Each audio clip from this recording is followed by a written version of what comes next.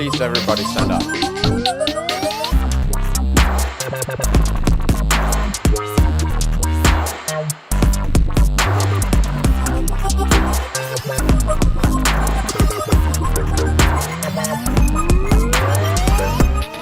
So who am I? My name is Avi, and I go by Ken Sodev in any social network you want, Twitter, GitHub, Gogobot, and everything. So look me up and email me, and if you have questions, I'll be happy to answer them. And my job definition at Gogobot, other than a senior software engineer, is that I scale Gogobot. So basically everything you will see here today is basically the stuff I did and the stuff I have my signature on at Gogobot. So first of all, what is Gogobot? We've been talking about it. Gogobot is a social recommendation engine for travel.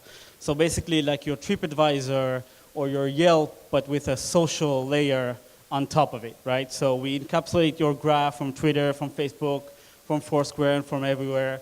And we kind of calculate your score and your recommendation based on your graph. So that's kind of a hard task to do and a very large scale task to do. So personalized recommendations from friends, not from strangers. So any recommendation you see on Gogobot is probably coming from your friend, or worst case scenario is coming from a friend of friend, which is someone you know, someone in your network. So let's talk just a bit about the Gogobot architecture, what it takes to run this kind of startup in today's world, and what did we do to scale it in the last 18 months. Okay, so this is you, this is the user, and once you hit any kind of a page at Gogobot, you go to the CDN or Reverse Proxy, even before you go to our web apps, right? So the CDN is edge servers around the world. We have hundreds of them, hundreds to thousands of them, depending on the time of day and the day of the month and the month of the year and stuff like that. And those servers cache static assets, cache CSS, JS, and images, and they also cache full pages, right? So if you're a logged out user, meaning you don't have a user on Gogobot, you will see a cached page with the Smart Expiry API. And the reverse proxy is actually something we did to kind of overcome the slow network here in Israel, in Russia, Africa, South Africa, stuff like that. And kind of what we do is we have servers around the world, and once you go to gogobot.com, you go to this server, and then this server communicates back to Gogobot and sends the information. So instead of using your 12 megabytes or your 10 megabytes, you're using what they have in the data center, which is much, much more faster than what you have.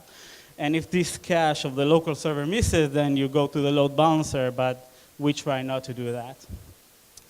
Okay? The reason we did that is we scale differently, right? And this is something, the scale differently, something that you'll see all across my talk here. So we try to scale the entire application differently. So the Redis server scales differently than the DB and MongoDB and the MySQL and stuff like that. So we try to scale everything differently, and this way we don't just throw money away, we scale smartly across the board.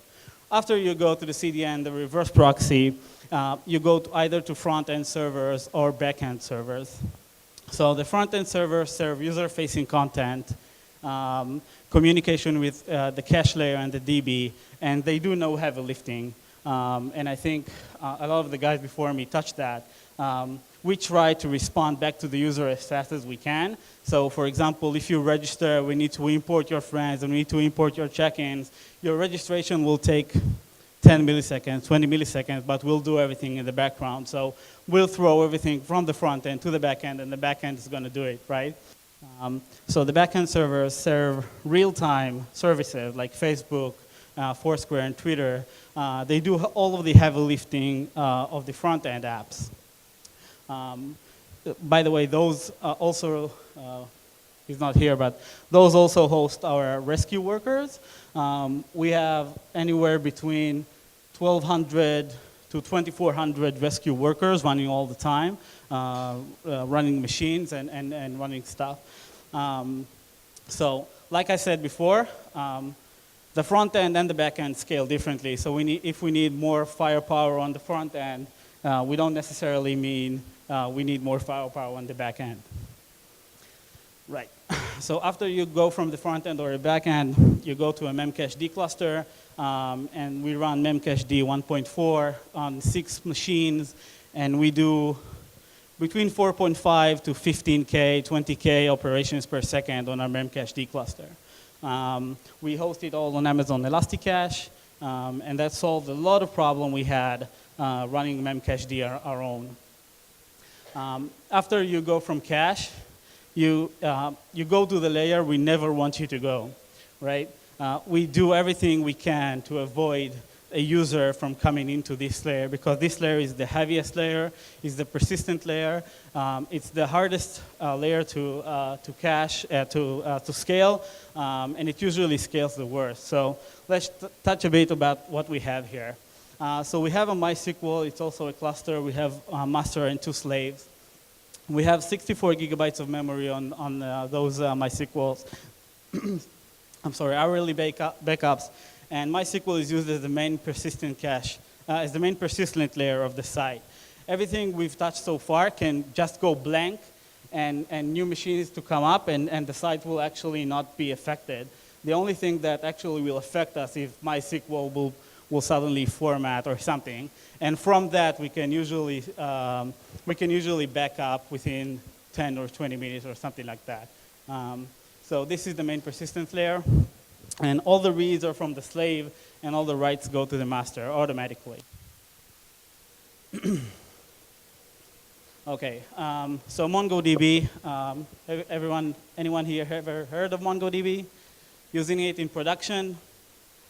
Pains in production? All of the hands that use MongoDB. Okay, so we have 9 shards in MongoDB, and we have 3 replica sets per shard. So that means 9 times 3, do the math. That's how many servers we have. And we have 16 hard drives per server running RAID, and 64 gigabytes memory per server. And we use it for our graph engine, which is basically storing all your friends and your friends of friends and your graph and your scoring system. Everything is stored in MongoDB. This is actually something new that we implemented like a month ago or 2 months ago or something like that. By the way, with MongoDB, we were able to actually have more performance than in our cache layer. So we have 10,000, 15,000 operations per second on MongoDB, which is quite impressive on this size of sharding. We also use Redis, which is basically our key value store. And we also have master-slave replica. And we use different Redis clusters for different things, right? So our indexer and our cache tagging and a real-time push of Node.js on the client all work with different Redis clusters, right? So when something is down, the other ones just work as normal, right? So if the indexer is down, the cache tagging and the real-time will still work. And if the real-time doesn't work, so something else is working. And again, when using a one Redis machine or a one cluster, you don't have this flexibility. And you're down quite some time. The other thing we use is a Solr, which is a search index. It's a NoSQL, so it's schemaless. And we use master-slave. And we actually use a slave on every application server. So this way, when we have more and more applications, we also have more and more file power on the Solr machines. Okay, so let's talk a bit about numbers before we go to how we get all of this shit to work. So we have over 400 million graph users. So basically, Facebook has 900 million or something users. We have 400 million plus users in the graph, right? That's not registered users. If you are a registered user, we have all of your friends in the graph. So we have, right now, we have 450 or 470 million users in the graph, only from Facebook. We have, for each action you do, we have about 10,000 triggers in the scoring system. So to match your taste or to match your friend's taste and stuff like that. So we basically pre-calculate your score for your Facebook friends. So if they come and they register, we already pre-calculated their scoring. We grew 170x in the last 18 months. right? So all the things you see here is not something that was magically done, and it wasn't done like on a kind of long period, right? It was done a very, very short period of time, and we announced 100 million registered users 4 months ago. We hit 2 million registered users 2 weeks after that. So that's about 70,000 registrations per day on average on those 2 weeks, right? So you kind of need to consider what we had to do to serve those 70,000 users. All of the background services and the Redis machines and the MongoDBs all had to work seamlessly without falling. And we weren't down in this 2 weeks period, not even once. Okay, so we had a huge growth in a relatively short amount of time. 99.9% uptime, which every time I show this slide, I'm afraid that the site is down right now, but we have 99.9% uptime, 200 milliseconds of average response time, and a logged out user gets from a CDN, and he or she gets, obviously, a page in 30 milliseconds. So how do we do all that without being too technical, right? First of all, it's a story I tell here for the first time, but this talk actually originated in a talk Anthony Akamoto from Engineered gave, I don't know, a few months ago, and he asked if anyone around the table had a kind of nice story to tell about the company he's working for, and I told my story, and everyone said, hey, this could be a presentation. And this is kind of how this presentation was born. And since then, I told the story both here and both in California a few times. And you kind of need, and the talk that Anthony gave was about culture, right? So the most important thing is to embed it in your culture. And I'll kind of go over some stuff that we realized and we realized is very important to kind of make this stuff work. So developers should support end users, right? Developers should talk with the end users. Maybe it's not over Skype or phone, but they should email them, and they kind of the bug reports and stuff like that should come straight to the developers without QA team in the middle, or without a support team in the middle, stuff like that.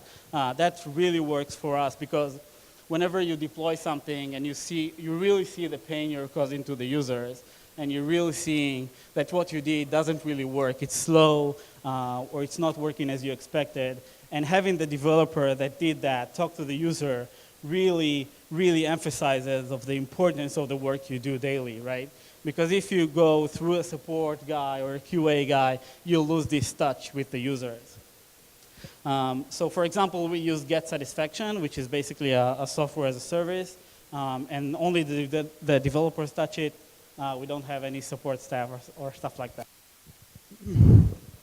Developers should engage bugs often and early, right? So we don't have kind of bugs sitting around in the system for 2 months. We don't have a priority for bugs, right? We don't have a P0, P1, P2, P3, because once you have that, unless the site is down, any bug is not important, right? So we really don't have this system of an urgent bug or something like that. A bug is something you usually do before you work on a feature. Or I'm sorry.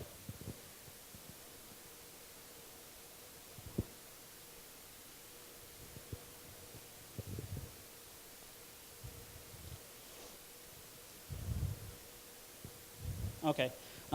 So last point in this slide is be completely and utterly open. And we really encourage developers, both myself and the other members of my team, to be open. If you did something and it was wrong, you should come out and say it, right? I once deleted the entire users table. Did someone do that on production? No, I'm serious. Someone cleared Redis, someone cleared MongoDB. We had engineers really literally throw out 3 weeks or a month worth of work because of mistakes. And being open and sharing what happened, what I did. I wasn't awake. I didn't have my coffee.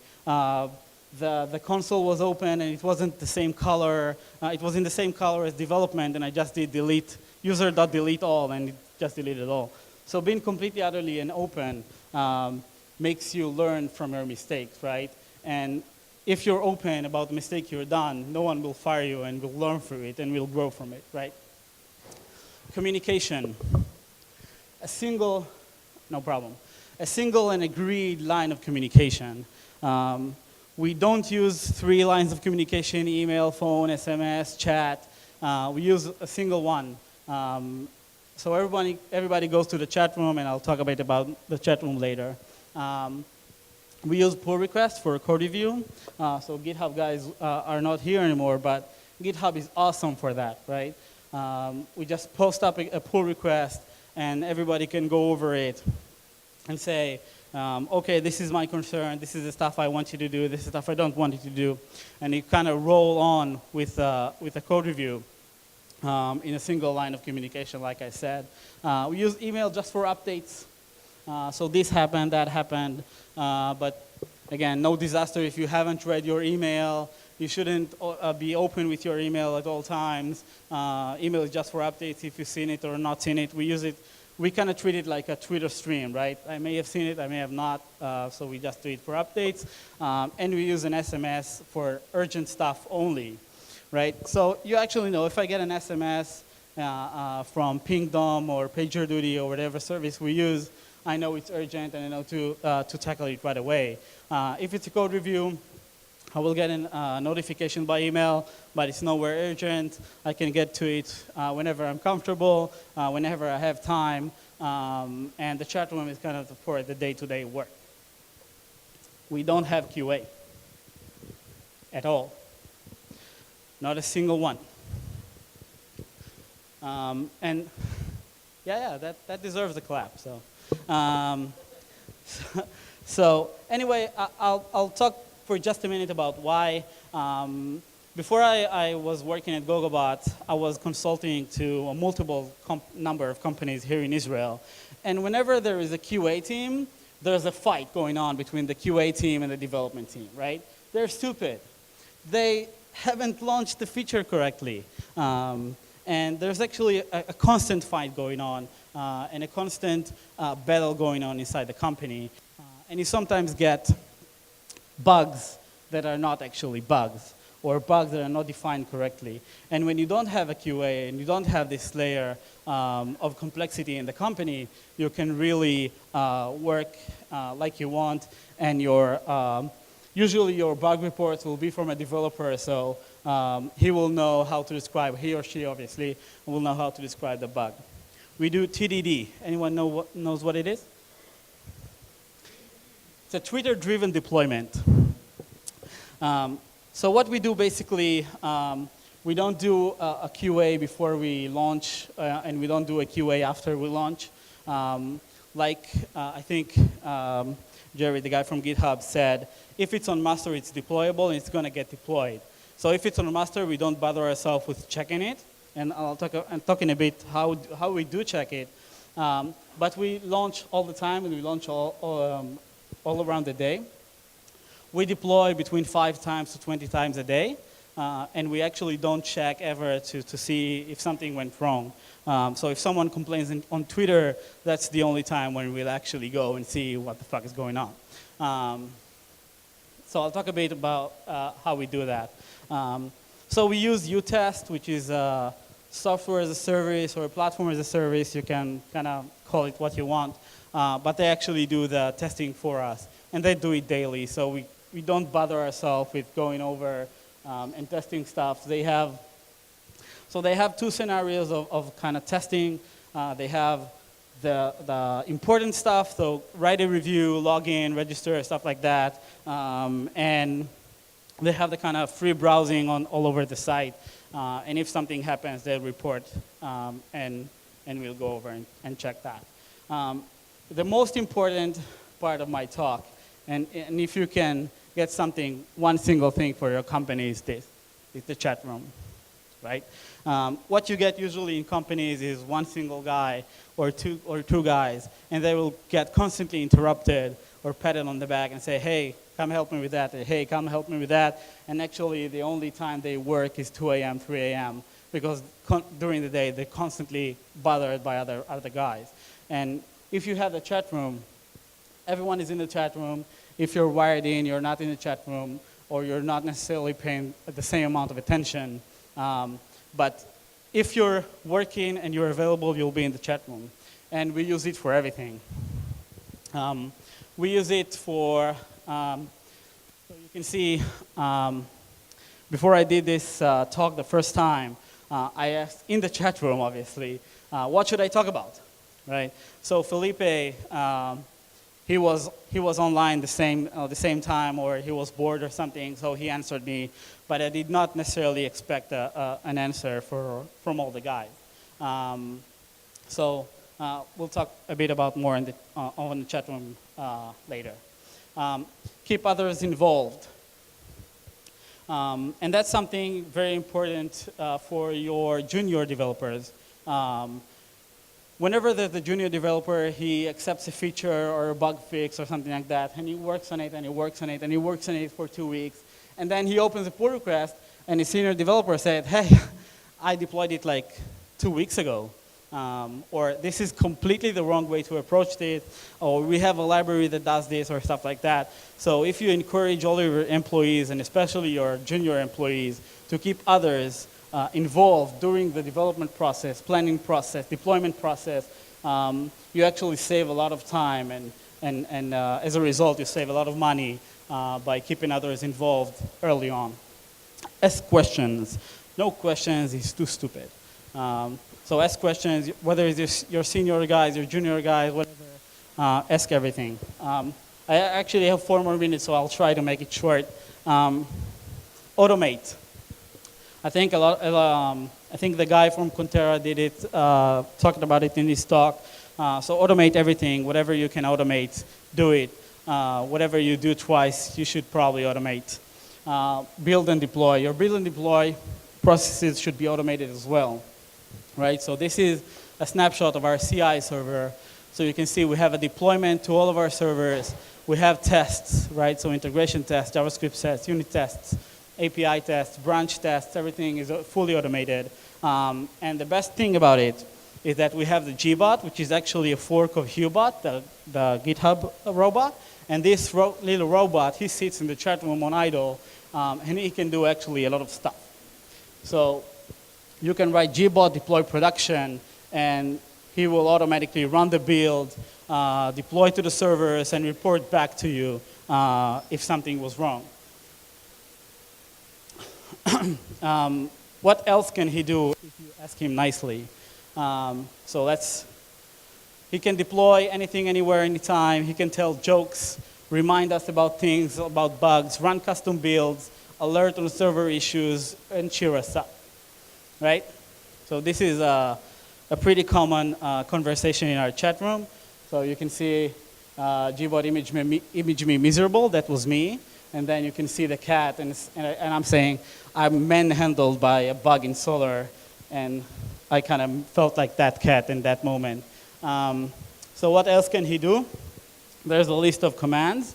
I don't expect you to read it, but go ahead and go to Hubot open source project. And by the way, an animation in Keynote can be any length you want. So monitor. Monitoring your servers is very important, and again, I'm trying to make it short. We use Monit to monitor CPU, server health, and stuff like that. We use God, process lifecycle, and not just up or down. So we measure performance as well. So they tell me to end it, so just let me go over the final stuff. So one important thing is we open source everything. We open source basically our brain. We open source projects, and you can go ahead and search github.com/Gogobot, and thank you very much. I'll accept questions.